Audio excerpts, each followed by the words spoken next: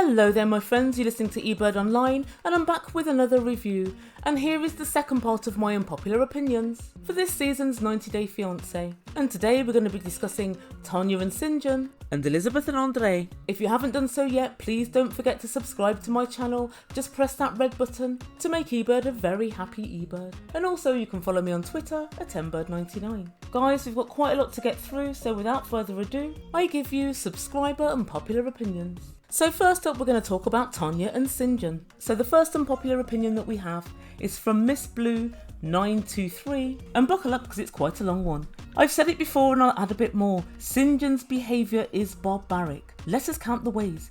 At his parents' in Cape Town at the dinner table, he holds his fork like a 3-year-old. He shovels the food onto his fork like he's working in a coal mine. And he throws the food into his mouth like he's throwing dirt back into a grave he's dug. At the bar, he throws every drink back like he's dehydrated and acts like a caveman whilst doing so. His hair, it's almost loose and wild and is constantly flipping it. Overall, he doesn't want to settle down. He wants to continue living that barbaric, frat boy, man-child, teenager with no responsibility lifestyle. He's a lazy-ass barbarian who simply wants to drink and run around as he wishes. He's a man-child teenager with dirty feet. I've been hearing about these dirty feet, I still need to go in and have a look. And she continues, he hasn't worked in 2 years in the US and he doesn't want to work. Shake my head, the one time he had a job interview, you arranged it. Tania should cut her losses and leave that man-child, teen barbarian in Africa where she found him. It's not going to get any better. They don't want the same things. Okay, so say what you really mean. So I'm going to take this in parts. So Miss Blue's first assertion is that Syngin is barbaric. Guys, I don't find him barbaric. The dirty feet sound awful, but I couldn't help but notice at his parents' home, nobody ate particularly well. Perhaps table manners aren't massive in Syngin's household, who knows? But one thing's for sure, Tania eats very, very badly. She also talked incessantly with her mouth full. And she took food to her bedroom at somebody else's house. That's the most barbarism I saw during that meal. And it's possibly because they were at a braai and not having Sunday dinner. Let's face it, when we have a barbecue here, lots of people eat with their fingers, so I don't really agree with this opinion. And as for Syngin shoveling the food in, I'm quite sure eating hasn't filled the emptiness he feels inside, but he's going to keep on eating just to check. You never know, it might work in time. Miss Blue also says at the bar he throws every drink back like he's dehydrated. Come on, it's the first time he's seen his friends for 2 years. If you can't get completely and utterly drunk then, when can you? However, I must concede, he did drink rather greedily when he went to his job interview that time. But like I've said a couple of times before, I think the thought of going back to Tania would drive anyone to drink. And no, the answer to Syngin's problems isn't at the bottom of his pint. But the important thing is, he found that out for himself. Again and again it seems. And then she claims overall, he doesn't want to settle down. Now, I don't blame Syngin for this at all. Yes, he's 32, so most people think by that age, that's what you should be thinking, settle down. But he always said to Tania, I want to travel, I want to buy land, I want to be Batman, I want to be an opera singer, I want to do all these different things. And so she never ever thought he wanted to settle down. He always said, I don't want to do it straight away. So I don't think we can condemn Syngin in any way for this. Tania wanted to change him into something that he just isn't. And then finally, he hasn't worked in the 2 years he's been in the US. And I find that again to be really unfair. He's only had his work permit for 4 months, he's been for some job interviews, he hasn't been successful. However, as I said before, I don't think that Tania's been very helpful in helping him to find out how you need to behave at a job interview in the United States. And I actually disagree with you. I don't think he's against hard work. I think he does want to work. Remember, he worked in the mines for 7 years. That's the hardest work I've ever heard of. And so he can do hard work. He's made it clear to Tania he doesn't want to do a job he doesn't like. She should have taken all of this into account when she decided you, with her big finger, are going to be the father of my child, and sooner rather than later. You probably should have found someone who had a defined career, Tania. That would have been better. But the final thing Miss Blue says, I agree with. It's not going to get any better and they don't want the same things. They may as well split up now. And I definitely agree with that point. And Syngin should probably never have made this a long-term thing after his one-night stand with Tania. He should have said, I'll always remember last night, but let's just forget about tomorrow. And Syngin has got to let Tania know the relationship could work, but the distance is just going to kill it. Oh right, did I not mention I'm staying in South Africa? I get it. I should have said that first. Yes, I should have made that clear. I'm staying here. Deuces. And so the next opinion is from one of my subscribers, Liz Neptune. And this is on the statement that Tania made to Syngin just after they'd had their big argument. And she asked him, "Where were you when I found you?" This sounds elitist as hell. Like he's a stray dog she found starving in a gutter. She loves to talk about social justice and classism, but then sounded elitist as hell. And I couldn't agree any more. I was absolutely disgusted when I heard Tania say that. And you're exactly right, Liz. She did sound as if I found you in the gutter. What did Syngin do? Hop into the space that you just vacated, Tania.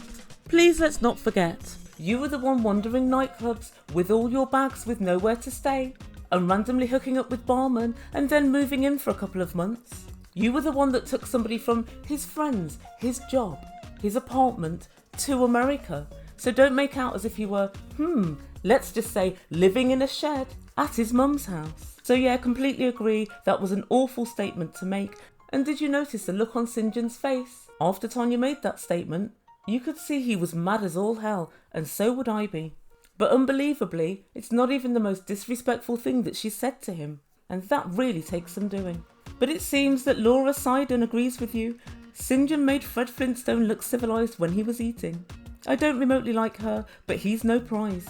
And we have another opinion from Lima Student, who says Syngin's talk about buying land and chilling is delusional. He doesn't have a nickel to his name. He doesn't have any realist view of self-support. He thinks this will magically happen because he just deserves it. And I think on the balance of this, I disagree with this. I think Syngin's lived out of home. Syngin's had many jobs before. He knows exactly what it is to support himself. And I think he knows very well after 7 years down the mines that it's not going to just magically happen. However, I think his chit-chat about buying land in South Africa and I want to buy land here ASAP was really just a very big hint to Tania to tell her, I'm planning upon staying here, or if not, at least I'm planning on coming back to here. I see South Africa as my home, and I in no way want to stay in the United States. I think that was his typical man's pussy way out of actually saying, Tania, we need to sit and have a talk. I don't think he's delusional, but yeah, I get your point. He has no chance of buying land anytime soon from what I can tell. And finally on Tania and Syngin, we have Lisa Marie. And Lisa Marie says, Tania is furious at Syngin for her own failures. She's 30 years old, no direction, no skills, no real goals or plans except to have children, no money and no life really. So she meets Syngin and decides he's going to be the one to get all of these things and she'll just have the children. Does she think this will get her off the hook for creating her own life? A classic case of projecting one's own problems onto another. Lisa Marie, I agree 100%. Tania's expecting Syngin to do everything that she has failed to do herself. She's talked about doing it and talked a great game about being a go-getter, but we see no actual evidence of it. And if anything, we see absolute evidence of the opposite traits. The shed wasn't ready when Syngin got there, she had no job, no visible means of support, and nothing for Syngin to do for 30 days while she went away. I think the one that's delusional in this relationship is Tania. They're both as lazy as each other, but at least Syngin knows, yeah, I'm chilling. Tania thinks that she's hardworking. And according to Tania, I can do anything. Nothing is impossible. You should know, Tania, because you've been doing nothing for years and years. And so that's everything for this couple. And next we're going to move on to Andrei and Elizabeth. And the first unpopular opinion I have is from someone called Gordon's. And Gordon says, Andrei thinks he's an alpha male and thinks of a relationship very old-fashioned. However, he doesn't work. And being the provider for your family gives you the leeway of having an alpha attitude. And I actually think that I agree with this. Andrei says the reason he doesn't work for Charlie is he doesn't want Charlie to completely control his life. Go and get another job elsewhere then.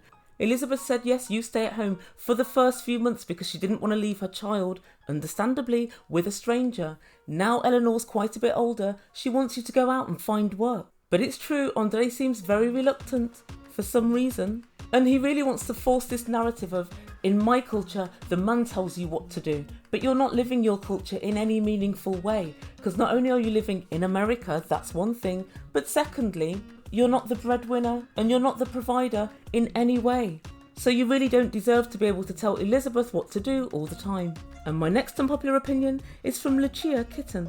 And LUCIA says Andrei is a bona fide leech. He likes to brag about his wife's family's money. Elizabeth's family are no saints, but But Andrei likes to flex a lifestyle which he does not work for. He wants to keep the father's money whilst insulting him. If on camera he's this abusive, I wonder what he does when the cameras are gone. LUCIA, I've been thinking about the same thing myself, because even though people say all of this is exaggerated for the cameras, and I agree with that to a certain extent, I still do think that Andrei talks to Elizabeth in a really rude, condescending way. And I think this is his genuine manner. And for those saying, oh, they're both acting, I looked into Elizabeth's acting past, and it seems like she was more or less a glorified extra, so I don't think she's any great actress. But when Andrei starts popping off, she genuinely looks really worried and quite scared of him, and he looks extremely angry when she does. Yep, I completely agree. And Millicent Lopez says, okay, I'm finally convinced Andrei was a gigolo moonlighting as a bouncer in Ireland. And I disagree with this unpopular opinion. I think a gigolo has to have some sort of convivial personality, and I find that Andrei is brusque at best. And we have another opinion from Jacob Stein, and he says, my guess is that because of his laziness, aggressiveness, and his tendency to bite the hand which feeds him, Andrei cannot hold a job. He probably had a fight with the police chief. Now he's fighting with his father-in-law, who's supporting him. And actually, I'd never thought of that, but yeah, I can't imagine him ever agreeing with somebody else.